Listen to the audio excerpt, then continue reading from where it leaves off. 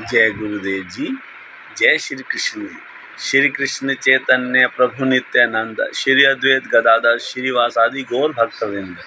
हरे कृष्ण कृष्ण कृष्ण हरे हरे, हरे राम राम राम हरे हरे। इस वक्त पुरुषोत्तम मास चल रहा है, जो कि 3 वर्ष के बाद आता है। भगवान श्री कृष्ण जी ने इस महीने को अपना नाम दिया है पुरुषोत्तम। इसमें सब कुछ भगवान ही हैं। इसमें सूर्य जो चमक रहे हैं वो भी भगवान खुद ही हैं, तो वो हवा भी खुद ही, मतलब हर चीज़ जैसे राष्ट्रपति शासन होता है ना, उस तरीके से सब कुछ उनके हाथ में है, मतलब स्वयं ही है। तत्व से तो वैसे भी वही हैं, लेकिन इस वक्त खुद ही जैसे रूप लेके आ गए हैं स्वयं।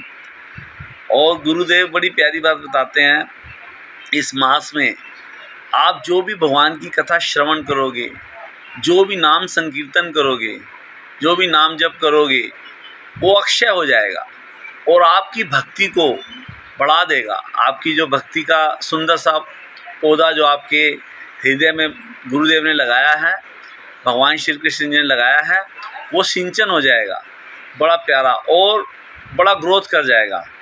और उसके बाद क्या होगा कि वो इतना ग्रोथ करके दूसरों को भी फल देने वाला हो जाएगा। अर्थात आप दूसरों को भी भगवान की भक्ति के बारे में प्रेरणा दोगे और लोग आपकी बात सुनकर भगवान से जुड़ेंगे, तो भगवान आपसे बहुत प्रसन्न होंगे। क्योंकि गीता जी में भगवान जी कहते हैं, जो मेरी ये बातें तेरी और मेरी, मतलब अर्जुन जी और कृष्ण जी की जो बातें दिव्य हैं, अर्थात गीता रूपी ज्ञान, श्रीमद् भागवत महारूपी ज्ञान को जो मेरे भक्तों को बताएगा, उससे प्यारा ना मेरे को कोई है और ना होगा। तो हम सब भी देखो भगवान का प्यारा तो बनना चाहते हैं ना सारे। तो श्रवण की बहुत महिमा है। अगर कोई व्यक्ति सिर्फ मन में यही सोच लेता है, कहीं उसने बोर्ड पढ़ लिया कि श्रीमद् भागवत महापुराण की कथा हो रही है, तो उसने मन में सिर्फ संकल्प ही किया ना अगर कि मैं कथा सुनने जाऊंगा, तो वो सत्य भगवान श्री कृष्ण सत्यम वृद्धम हृदय, वो हमारे हृदय में आकर अवरुद्ध हो जाते हैं और निकल नहीं पाते। देख लो कितनी बड़ी बात है। अभी हम व्यक्ति ने सुनी नहीं है, उससे ही मतलब अभी मन में संकल्प किया है। और भगवान को ये क्यों इतना प्यारा है ये कथा सुनने वाला भक्त, नाम जप करने वाला, क्यों? क्योंकि उस व्यक्ति ने अपने जीवन का असल लक्ष्य, जिसके लिए भगवान श्री कृष्ण जी शरीर दिया है, उसके लिए प्रयत्न कर रहा है वो। देखो ना, कोई जानवर या कोई और योनि में तो भगवान का नाम नहीं ले सकता ना, तो वो असर नहीं होगा उसको उस तरीके का जैसे अब मनुष्य ले सकता है। तो इसलिए जिस काम के लिए आपने भी अगर किसी व्यक्ति को किसी चीज़ के लिए कोई धन या कुछ और चीज़ दी हो, कोई काम करने का, अगर वो व्यक्ति वही काम करे तो आप भी प्रसन्न होंगे ना, उसने सही वो उसे यूटिलाइज़ किया। ऐसे ही भगवान भी कहते हैं, मैंने बच्चे को ये शरीर इसलिए दिया कि मेरा नाम जप करके इस दुख रूप संसार जो अनित्य है और दुखदायी है, तो उससे निकल जाए।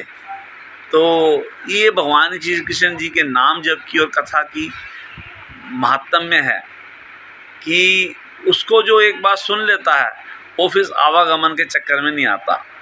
और जो श्रवण, मतलब कथा को श्रवण शब्द लगता है उसमें, सुनना मैं बोल देता हूँ कई बार क्योंकि थोड़ा मतलब ध्यान नहीं रहता। भगवान की कथा को हमेशा श्रवण कहा जाता है, संसार की चीज़ों को सुनना कहा जाता है। श्रवण का अर्थ होता है जो हमने कानों से सुना और हृदय में जाके अवस्थित हो गया, वो हमने अपना लिया उसको, भगवान की बात को। तो श्रवण, और नवदा भक्ति में भी प्रथम यही चीज़ बताते हैं, प्रथम कर साधु का संगा, दूसरी रति मम कथा प्रसंगा। तो मतलब भगवान जी भक्ति की शुरुआत ही कहते हैं साधुओं का संग करो और उसके बाद कथा श्रवण करो।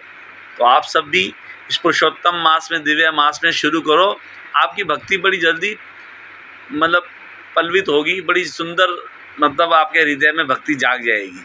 तो जहाँ भक्ति आ जाएगी वहाँ भगवान जरूर आते हैं। अब आम व्यक्ति ये कह सकता है कि भगवान आके अवरुद्ध हो गए, भगवान परमात्मा तो हर वक्त अंदर है ही है, तो भगवान क्या, समझ नहीं आई बात। तो परमात्मा और भगवान में भी भेद है। परमात्मा भगवान का ही एक अंश है और वो अंदर हमारे अंदर हैं अंगूठे के रूप में, एक अंगूठे इतनी साइज़ के अंदर, जिसको कहते हैं ना आत्माराम कहते हैं, जब व्यक्ति शरीर छोड़ देता है तो उसके अस्थियों में निकलता है ना, तो उसके अंदर भगवान जी और परमात्मा का वास होता है। लेकिन जब भगवान की कथा, वो साक्षी के रूप में होते हैं, भगवान का अंश। साक्षी मतलब वो देखता है, वो कोई लीला नहीं करता, वो हमारे अच्छे बुरे कर्म सब देखता है अंदर से बैठ के, ये क्या हो रहा है, साक्षी के रूप में। और भगवान हैं, भगवान का अर्थ है जो भगवान लीला करते हैं, जो गोपियों के संग लीला करते हैं, अपने भक्तों के संग लीला करते हैं, जो रावण का वध करते हैं, जो कंस का वध करते हैं, जो जरासंध को मारते हैं, ठीक है, तो और जो अपने गोपियों के साथ और अपने प्यारे भक्तों के साथ लीला करते हैं, उनके सदा अंग संग रहते हैं, अपने मधुमंगल और कितने उनके प्यारे प्यारे भक्त हैं, तो उनके साथ, तो हमें भी भगवान का भक्त बनना है। ये ही एक, आप बात ये मान लो मेरी, कि यही एक जीवन का लक्ष्य है। और संसार में रह के बाकी जो काम करने हैं दुनिया के, जो जीने के लिए, वो तो करना ही है, वो तो सेकेंडरी में भी हो जाएंगे। तो भगवान को अगर आप नाम जप रहे हो तो आप अपने साथ भी न्याय कर रहे हो, ये बात का ध्यान रखना। और अगर आप अपने भगवान का नाम नहीं जप रहे, भगवान की कथा नहीं सुन रहे, अपना जीवन को सिर्फ माया में लगाया हुआ है, तो आप खुद ही अपने शत्रु हो। ये बात गीता जी में भगवान जी कहते हैं, मनुष्य खुद ही अपना मित्र है, खुद ही अपना शत्रु है। इसलिए अपने मित्र बनो और भगवान का नाम लेते हुए आनंदमय जीवन। आनंद तो सभी चाहते हैं, कोई व्यक्ति चाहता है मैं दुखी हूँ, लेकिन संसार की कोई भी चीज़ है वो दुख में ही परिवर्तित हो जाएगी। चाहे कुछ भी चीज़ लेके देख लो, आपका सब अनुभूत है, कोई व्यक्ति ये कह नहीं सकता कि ये चीज़ पाने के बाद मैं सुखी हो गया हूँ। चाहे वो पत्नी हो, बच्चा हो, पैसे हों, मकान हो, धन हो, किसी भी तरीके का, बड़े बड़े शोरूम्स, बड़े बड़े नौकरियाँ, हर व्यक्ति तो उसको बाद में कुछ ना कुछ दुख में कन्वर्ट हो जाता है। सिर्फ एक ही चीज़ है जो आनंद है, वो है भगवान का नाम, भगवान की कथा और भगवान के लिए किए हुए कर्म। सब जीवों में भगवान श्री कृष्ण ही हैं, सबसे प्रेम करो, और यही भगवान जी चाहते हैं। जय गुरुदेव जी, जय श्री कृष्ण।